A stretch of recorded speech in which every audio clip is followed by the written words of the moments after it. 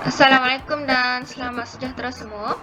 So, dalam video ni kita nak buat latihan chapter 1, chapter 2, chapter 3 dan chapter 4 untuk preparation UPS 1. Okay. So kita terus ke number 1. Okay. Dimension is defined as A method which physical quantity expressed in terms of scalar and vector quantity.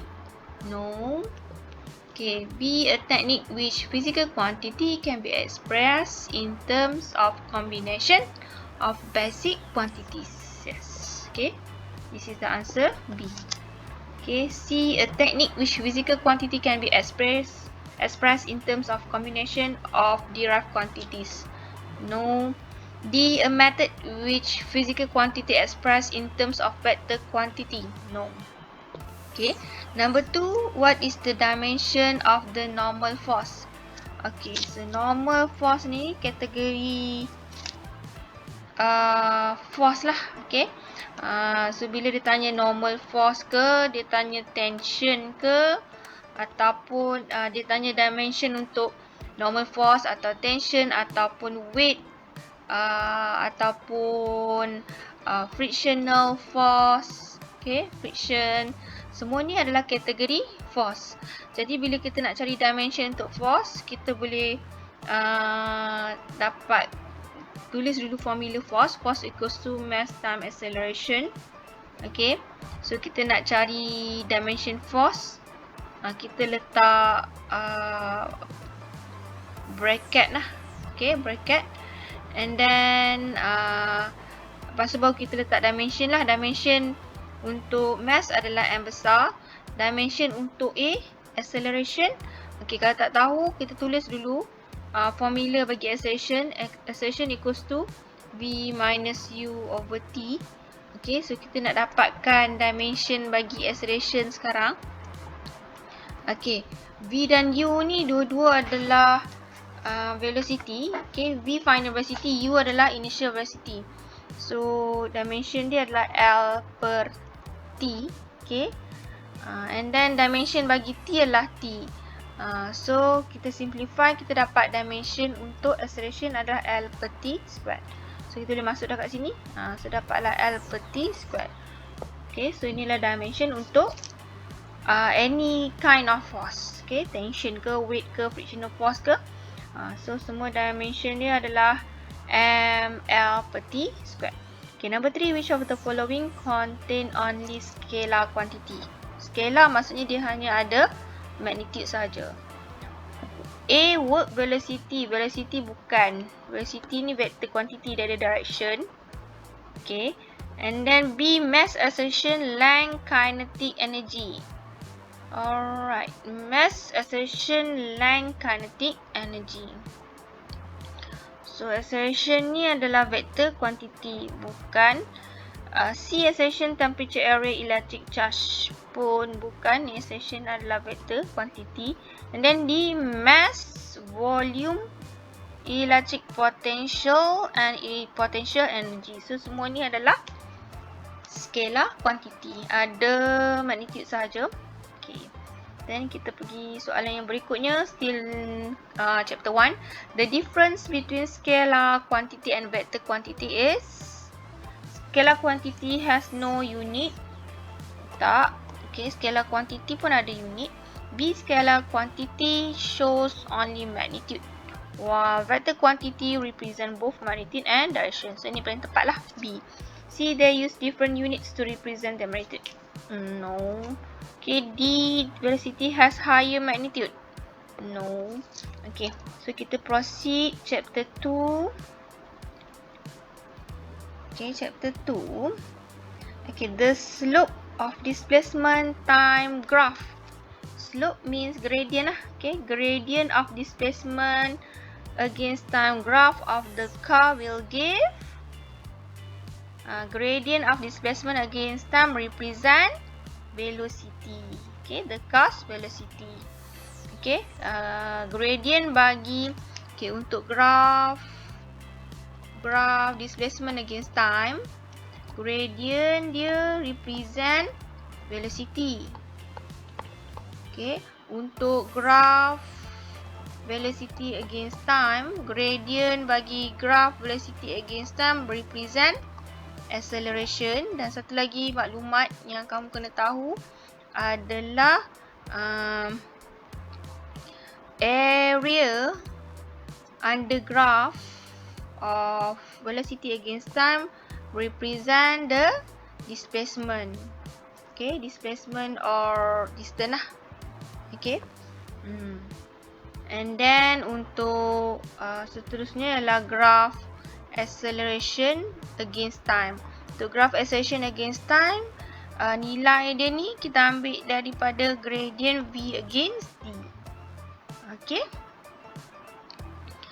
Okay, and then number 5, an object start from rest. Okay, an object start from rest and accelerates uniformly. Okay, the displacement time graph of the motion is, okay, sekarang ni dia ada acceleration. Dia start from rest and then accelerate uniformly. So dia ada constant acceleration. Constant acceleration. Okay. So dia nak graph bagi displacement against time. Okay.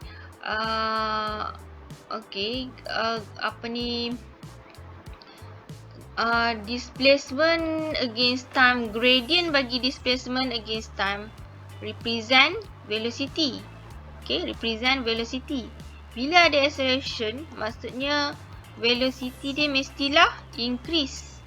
Velocity mesti increase. So gradient bagi displacement against time pun mesti velocity increase lah. Mesti gradient increase lah. Gradient increase. Kalau yang ni gradient kosong, okay, gradient 0. Okay, B gradient ni, gradient yang ni constant. Maksud velocity constant. Yang ni gradient constant. So maksudnya V constant. V constant. Yang ni gradient 0. Maksudnya V0 lah. So ni bukan, ni pun bukan. Okay, yang C ni graf lengkung. So gradient ni kita kena tengok awal dengan akhir. Okay, kita buat tangent dekat awal dengan akhir. So gradient dia ni, tangent dia ni bertambah. Gradient dia increase. Gradient increase maksudnya velocity pun increase lah. So inilah jawapan dia, C. Kalau D ni, ini graf lengkung juga. Kita buat tangent ke awal dengan akhir.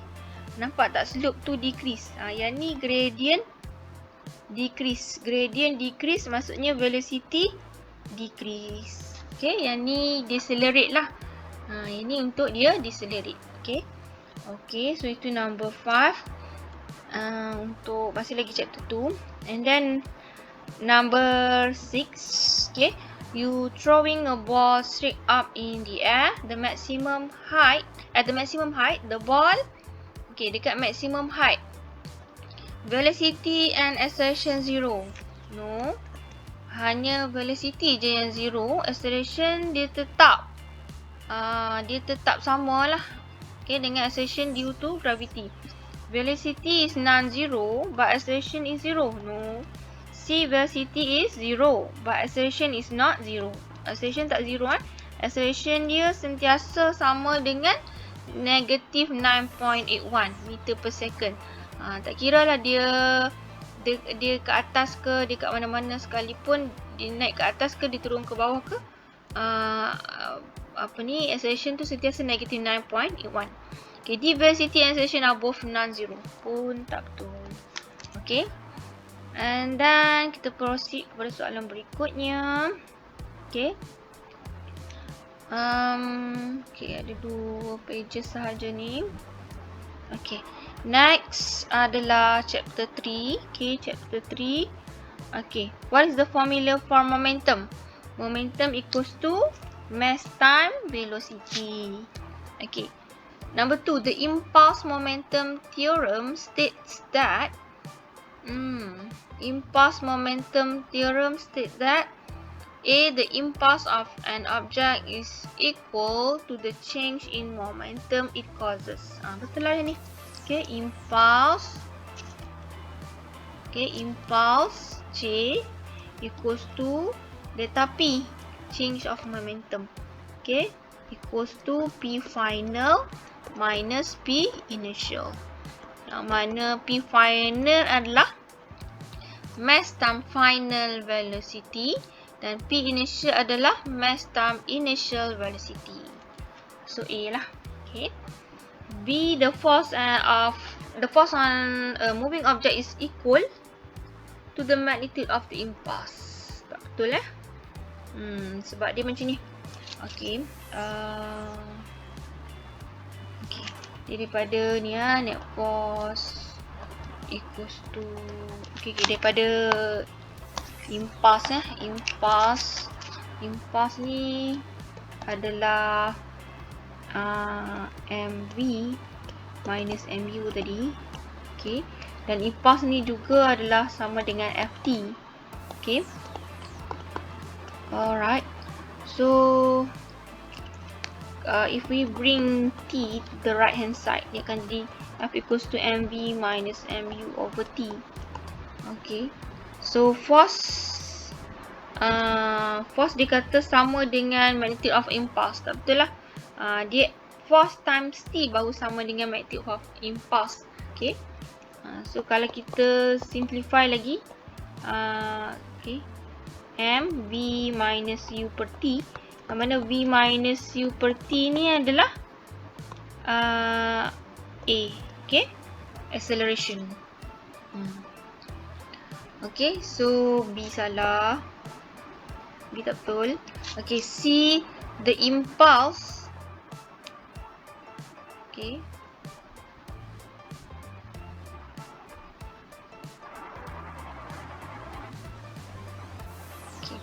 C, the impulse on an object is greater than the change in momentum it causes. Ni pun salah. Impulse dia akan sama dengan change in momentum. Okay, impulse sama dengan change in momentum, bukan greater. Okay, the impulse on an object is less than the change in momentum it causes. Ni pun salah. Okay, dia mesti sama. Impulse equals in change in momentum.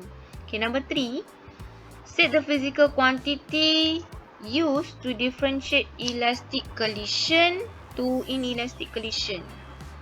Okay, so macam mana nak compare elastic collision and inelastic collision? Kinetic energy. Okay, bukannya dari segi move together or move separately. Okay, bukan dia mesti daripada segi kinetic energy. Untuk elastic collision, kinetic energy conserve. Kinetic energy initial equals to kinetic energy final. Untuk inelastic collision, kinetic energy is not conserved. Kinetic energy initial is not equals to kinetic energy final. Okay, tu so perbezaan dari segi kinetic energy. Alright. And then number 4, momentum is conserved in this type of collision. Elastic collision, inelastic collision, perfectly inelastic collision, and the momentum is conserved all type of collision. Dia tak kira jenis apa pun. Kalau kamu ingat lagi dalam nota dalam video kuliah chapter 3, saya dah beritahu. Dia tak kira jenis collision jenis apa sekalipun, momentum adalah conserve. Dia beza dekat kinetic energy je. Okay, kinetic energy. Okay, and then seterusnya ialah chapter 4. Which of the following is not form of force? Weight adalah force, tension pun force, mass bukan. Okay, frictional force adalah force. Okay, then number 2. What type of force is label C?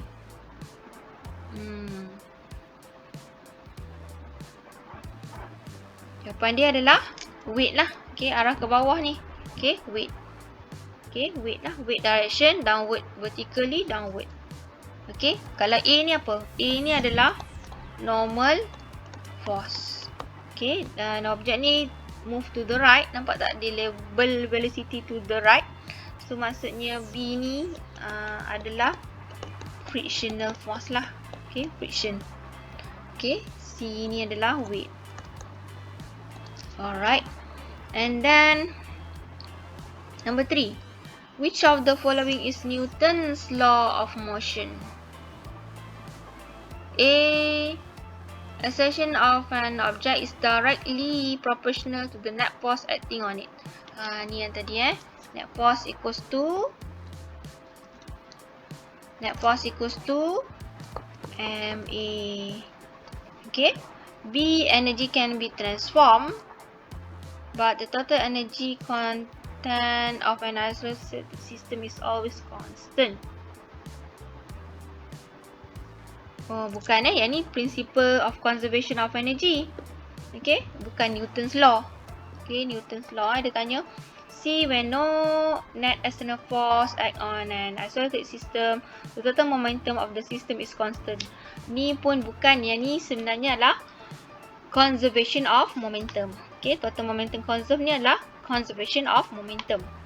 D. All planets move in elliptical orbits with the sun at one of the focal point. Ni pun bukan. Okay, maybe ni astronomy. Okay, number 4.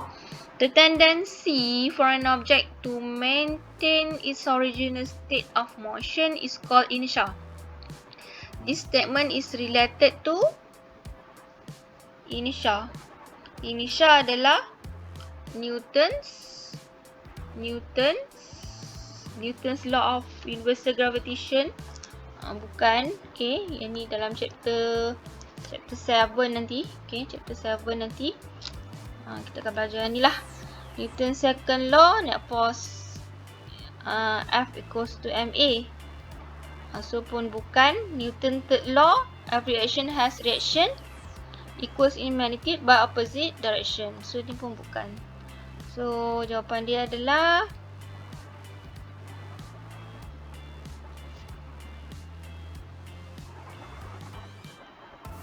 Newton's first law. Okay, Newton's first law. Okay, number 5. If you press a book flat against a vertical wall with your hand, okay, ni wall, okay, ni hand, okay, in what direction is the friction force exerted by the wall on the book? Press book, okay, with your hand. Okay, ada book kat sini. Okay, ada book. Okay, ada book. And then press hand. This. Okay, ni book. Book. Okay, dia tanya, what direction in the friction force exerted by the wall on the book? So nak tahu friction, kita kena tahu arah motion dia. Kalau dia tak gerak, kita kena tengok tendensi dia nak bergerak ke mana. So selalunya kalau macam ni, book ni ada tendensi untuk move down the wall, right? So friction dia mestilah upward. Okay, friction dia mesti upward. So friction dia upward lah. Okay. Okay. Okay. So itu sahaja untuk okay, revision. Okay, thank you class.